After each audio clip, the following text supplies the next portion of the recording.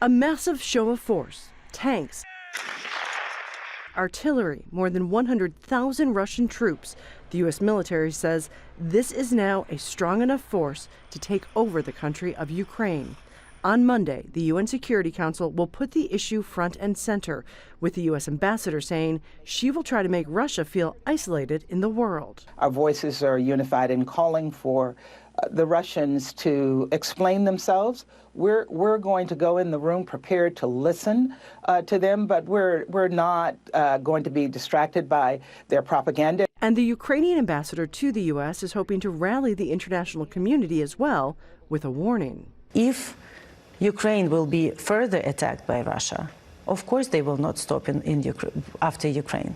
But with Russia able to veto any action at the UN, this is likely to be more theater than a solution. But one prominent U.S. senator has a new suggestion, saying the U.S. can't give in to Russia's demands that Ukraine will not join NATO, but Ukraine can.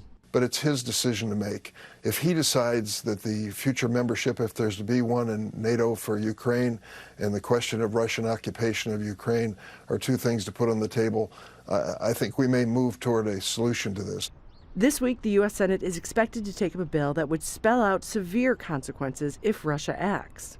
Which would include sanctions, which would include more military assistance, which would include helping them to fight back against the cyber attacks that the Russians continue to use against Ukraine, and also to help on the disinformation campaign that Russia is actively involved in to try to destabilize the Zelensky government.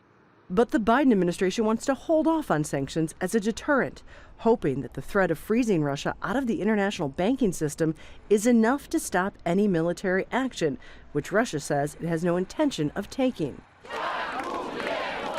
In Kiev on Sunday, a show of gratitude. Ukrainians take to the streets to send a message that they appreciate the support, even as many hope they won't need it. Culhane, Al Jazeera, Washington.